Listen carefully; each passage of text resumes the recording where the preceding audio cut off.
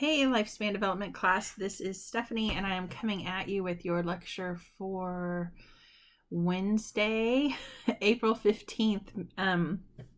You guys took your exam for the last class. Overall, you guys did pretty well on that. If you have any questions or concerns about your exam grade, please send me an email and we can find a way to meet. With social distancing, right? So I can call you, we can just email, we can Zoom, we can WebEx, we can FaceTime. Just FaceTime with someone never even occurred to me to do that before. So we've got options. But I know that some of y'all are just struggling with time management. And I do appreciate you sharing with me some of the struggles that you're having so that I can take them into consideration. So I do want to say this because I had one person reach out to me for this most recent exam, who said, Stephanie, my life is crazy right now. I would you consider an extension? So I think what I'm going to do for the, our last exams, it's supposed to be the week of the final, but I'll leave it open for longer. And remember that we have the two portion exams. So we have the, exam 4, then we also have the cumulative portion. So I'll leave those open for longer so that you can work, with your schedule. I know some of you guys have super disrupted schedules right now. So if you are, struggling with those things, please let me know so I can help you out. Okay. So we're starting our fourth, and final chapter of the semester, and this unit starts, I said chapter, I meant unit, but this chapter starts off, I did it again, this unit starts off with chapter 12, which is about gender and sexuality. So in class, like normally, when we do this chapter, we do almost no lecture. We have a ton of discussion. I do some lecture, but it's like the first 20 minutes, not even 20 minutes, like the first 15 minutes of class, just a couple of things that I want to add to the book. And then we have these really amazing discussions about, what is your perception of gender, what is your perception of sexuality, things like that. And then we also, even in the online, in the in-person class, I always do this discussion board, because sometimes when we talk about sexuality, it can be really hard. I mean, we have people who aren't used to doing that. And so sometimes being able to write it out in a way that feels a little safer is helpful at letting people express themselves. And so we will next week be doing a discussion board based on this chapter, so that you'll have had some time with the material and can talk about things. But I think it's so interesting to have these conversations, and I'm deeply missing them already, because we won't get to have them. So I'm going to do the short components of the lecture that I normally do, and that'll be so you'll see a short video from me today, Wednesday. You'll see a short video from me on Friday, and you'll see a short video from me on Monday.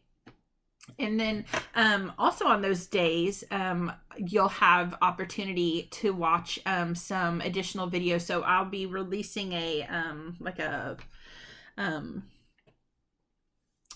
some web links for you that I think are really interesting to help you start to think about the material in this chapter.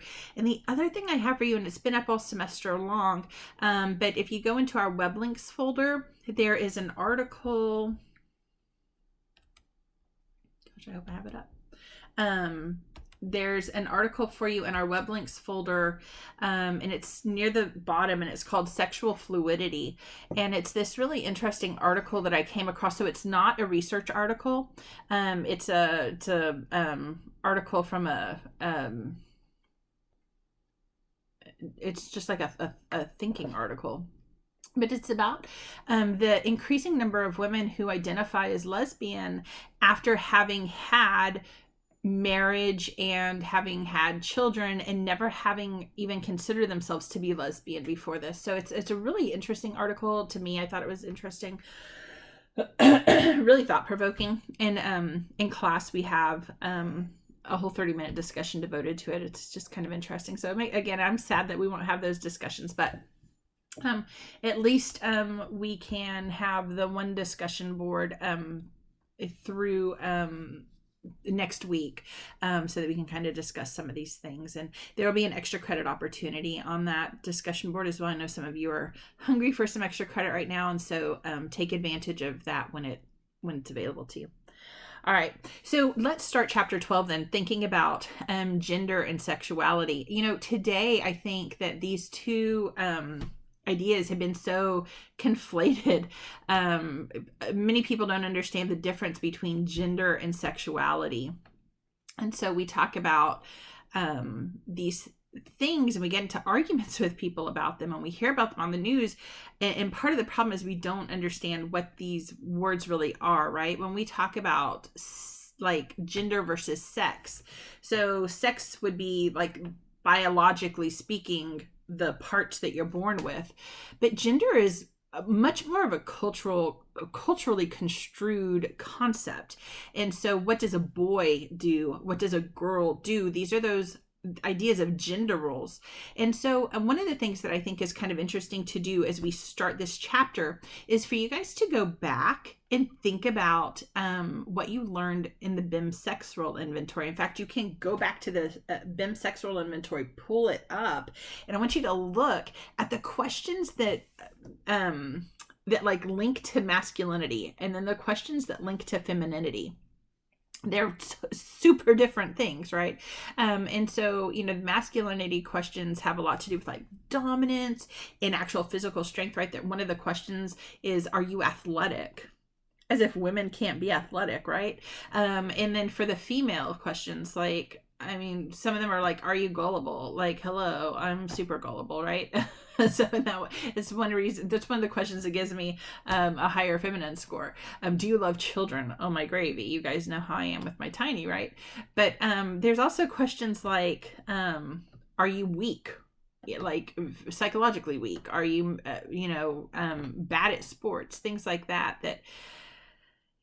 Remember that the BIM sexual inventory was written in the 1970s. But the other thing you have to recognize is that it's culturally construed, right? Gender, whether we're measuring it through BIM's sexual inventory or not, is culturally construed. And so in the 70s, right, we call this sex roles. Today we would call these things gender roles. And that's the other thing that I want to make really clear, right? Gender is that cultural component.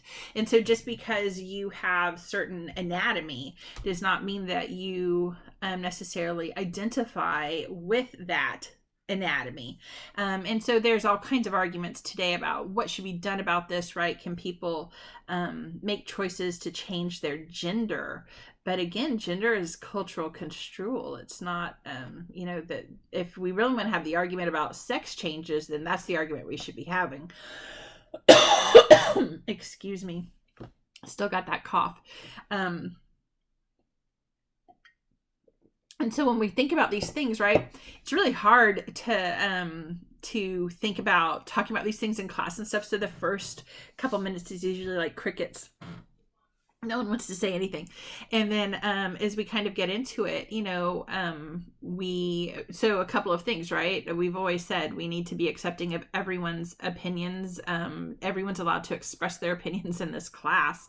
And we allow that. And so once people kind of gain some trust, and we've had a whole semester by this point, right, to gain trust in each other, we just get some really interesting discussions going. So one of the things I want you to think about is when we think about like gender identity and the way that it's become this really kind of hot topic issue, not just in the United States, but kind of around the world, right? What do you think about that? Do you have opinions about that?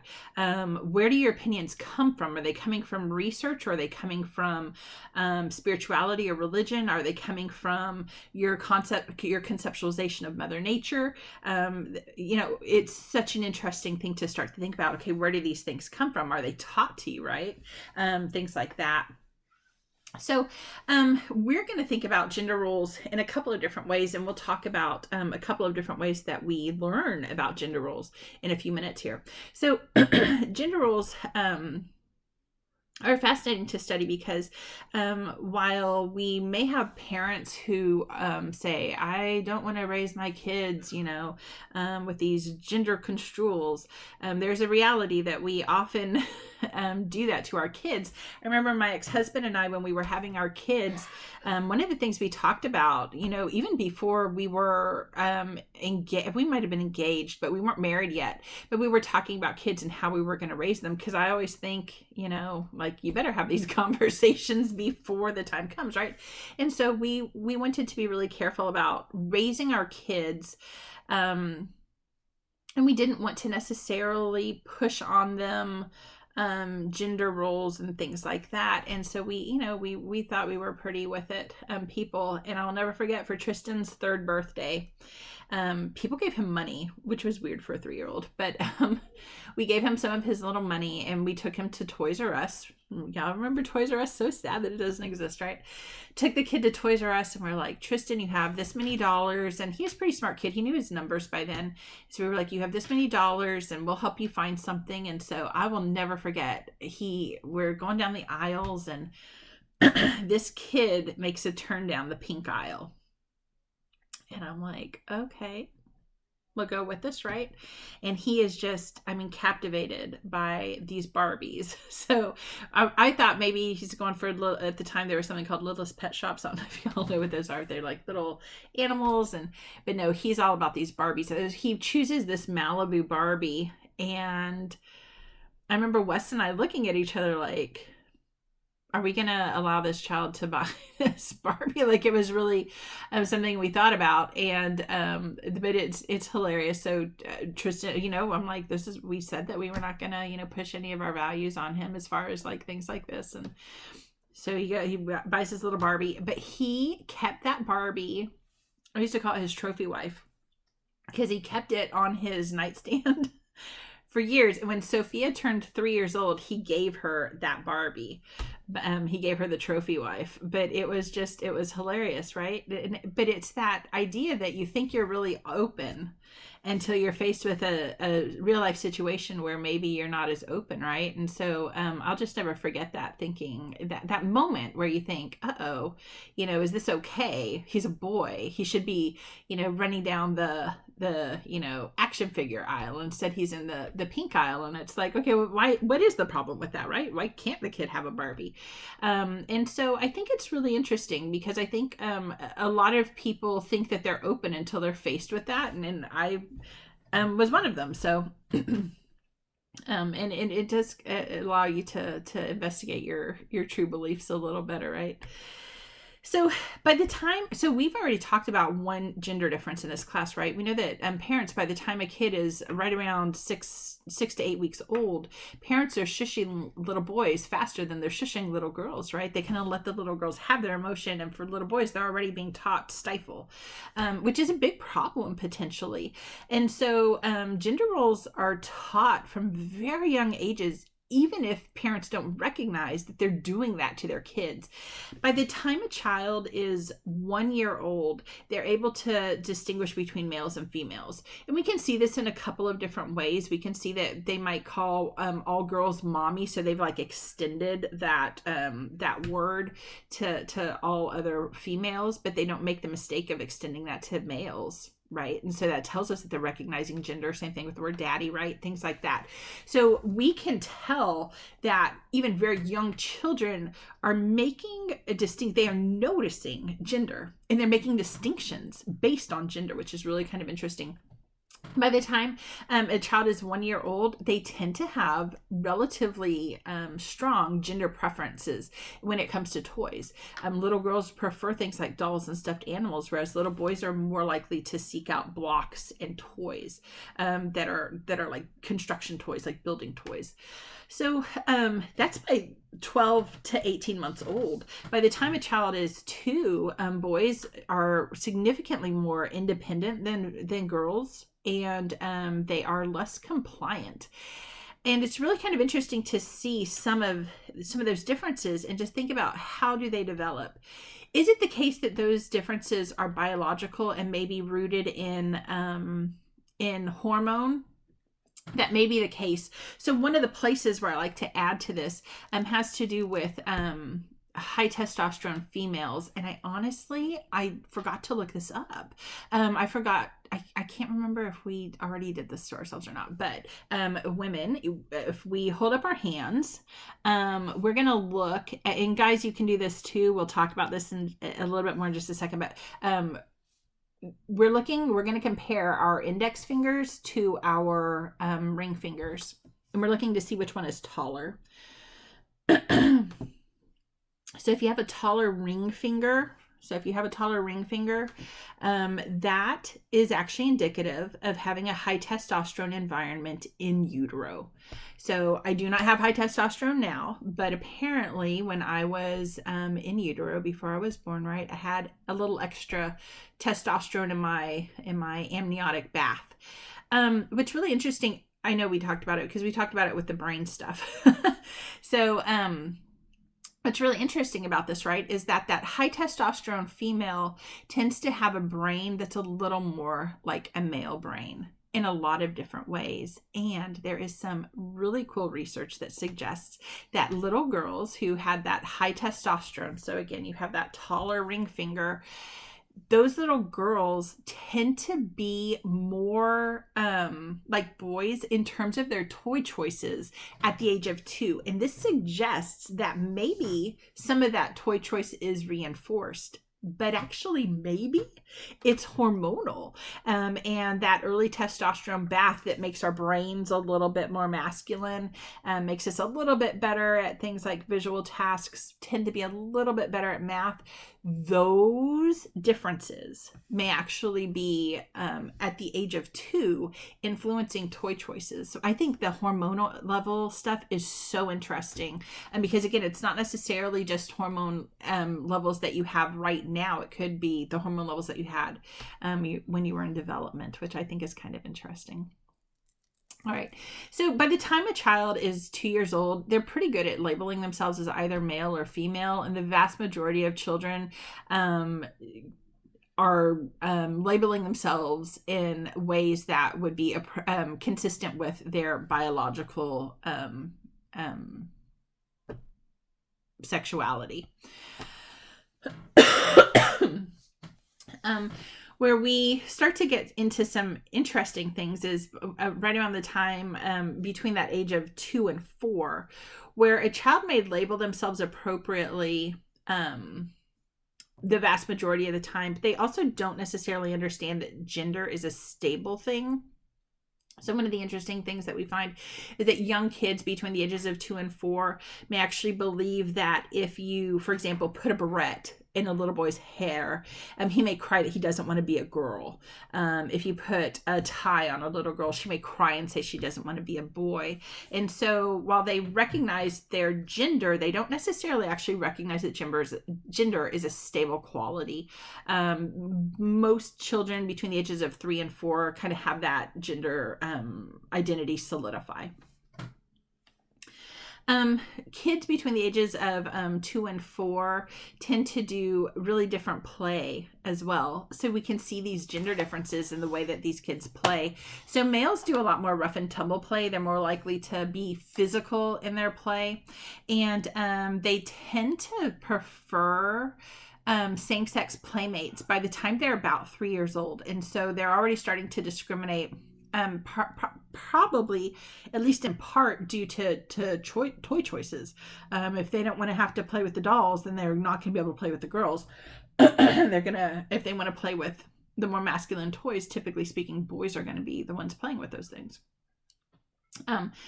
Girls tend to do more like rule-based play. They're actually really interesting. So they have really organized games. They like to do a lot of the role playing kind of stuff.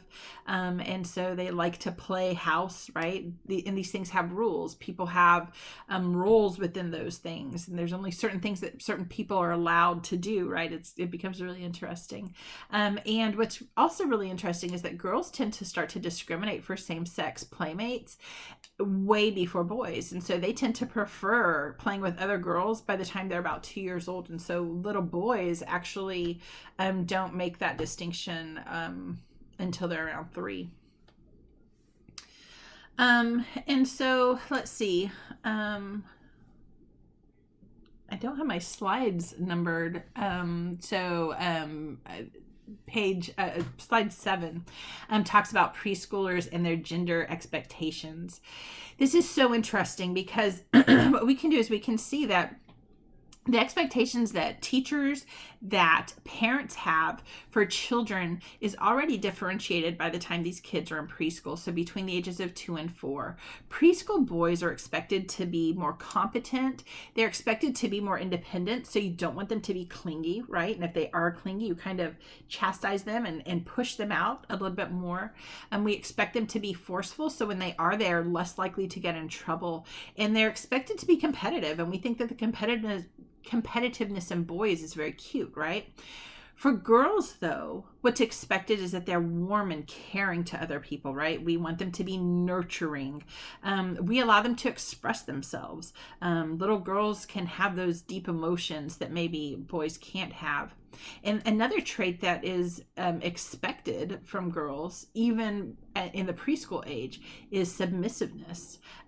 If I tell you to do something and you challenge that, for a boy, right, that idea of independence, competitiveness, right, that challenge may not be seen as negative necessarily. But for a girl who refuses to be submissive, that can be a real problem. And so those gender differences, those gender expectations that we see from parents and from caregivers are actually really important. And again, I mean, that's starting from a very young age. So the book talks about 4 different theoretical perspectives on gender. So this has to do with like the idea of gender development. Remember that gender development, the way I'm going to think about it in this class, is culturally construed. That said, there is biological theoretical perspective on gender that suggests that gender is inborn, and it is genetic factors that produce the gender differences.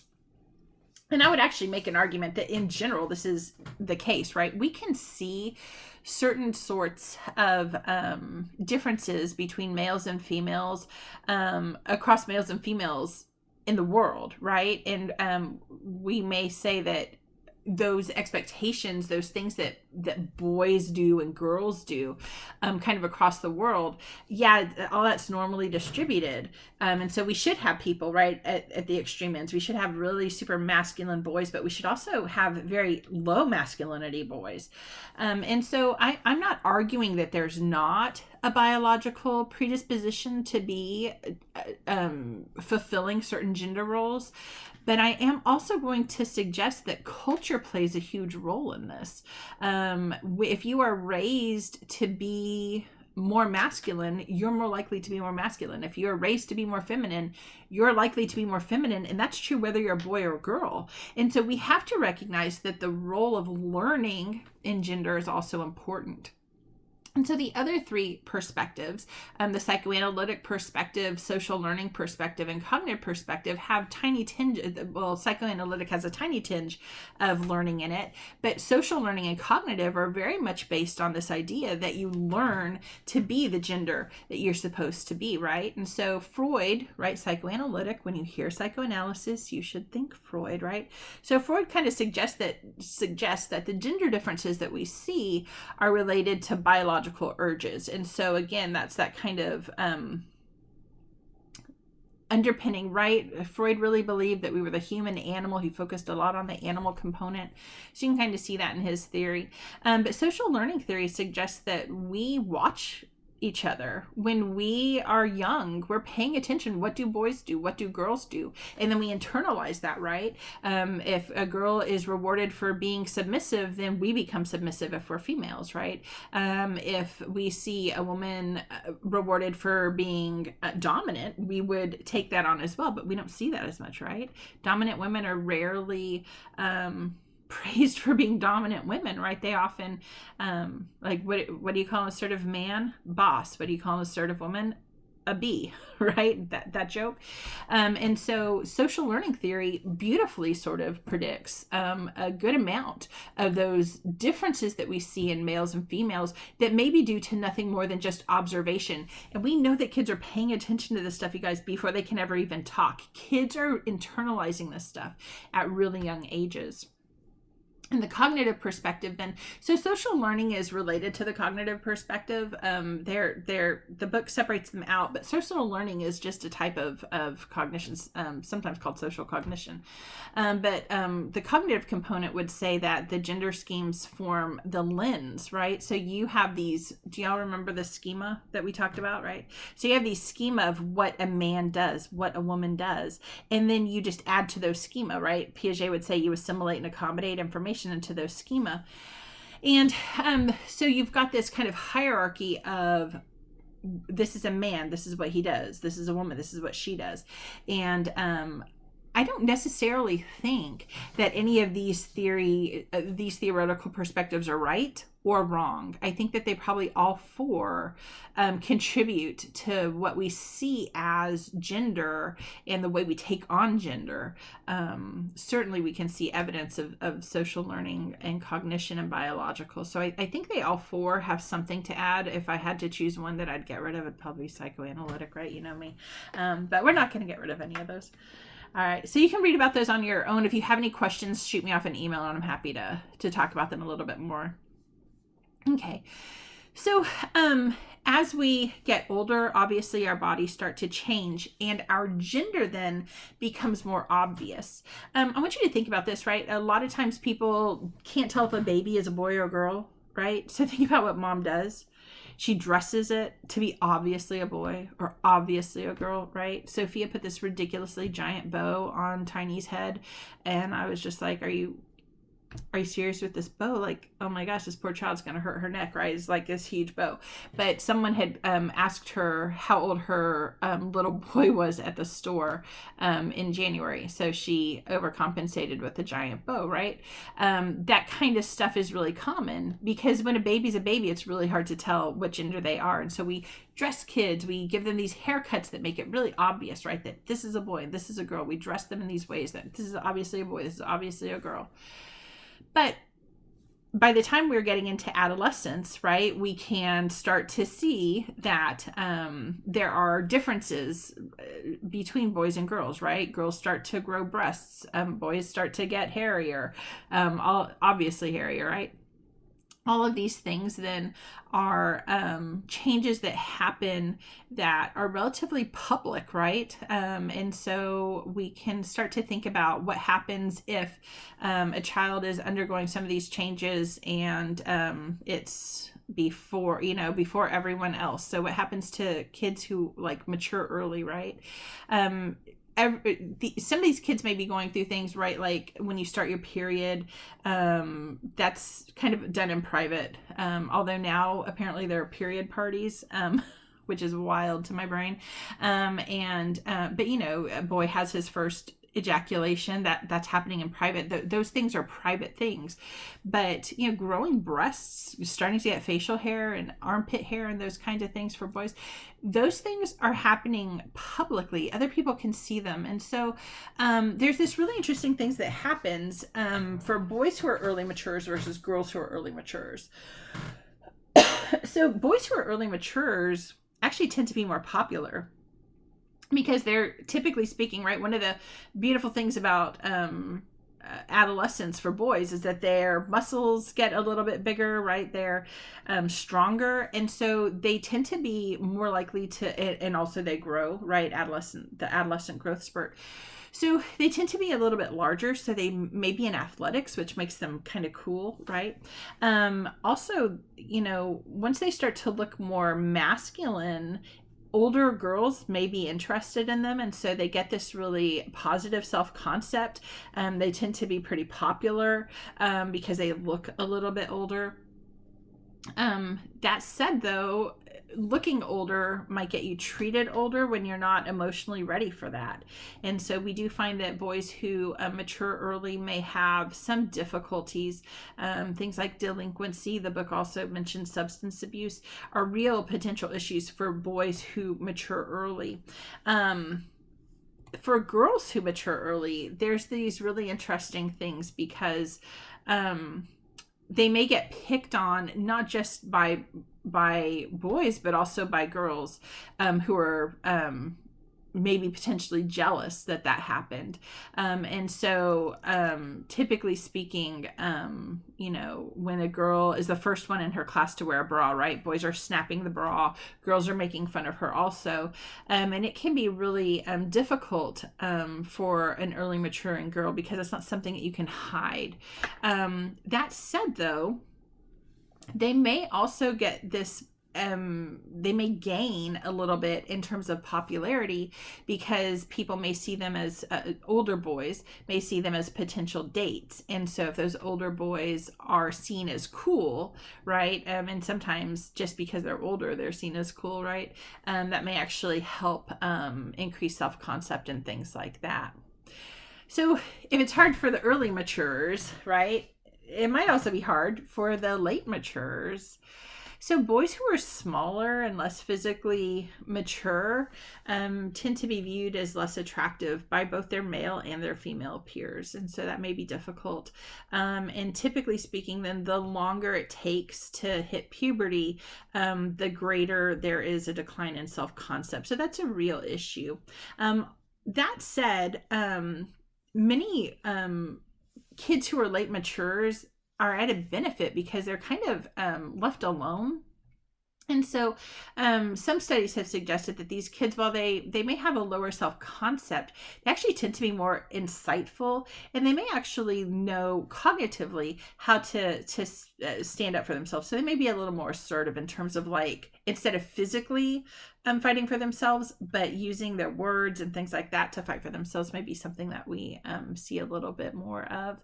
And they may be more creative than early maturers. And part of this may just be that they had kind of the time to allow themselves to become creative. For girls, girls who mature late have difficulties in a lot of different ways. The one that your book mentions is being overlooked in dating and other mixed sex opportunities. So they may have kind of low social status in middle school, especially because they're just not recognized as being attractive in that way. That said, this is really interesting to me. So girls who mature late actually sometimes have higher satisfaction with their bodies and themselves than the early maturers. And so they actually, it's kind of like they learn to come into their own ahead of their bodies. And so they are actually more confident with themselves and who they are, which I think is kind of interesting. All right, so that's where we're going to stop today. I'm going to post a couple of, like I said, I'm going to post some web links for you. You can watch them as you have time. I'll post them in the order I'd like for you to watch them if you have an opportunity to do that. Those together with this video should give you about a 50-minute lecture. Okay, I will see you guys on Friday. Bye.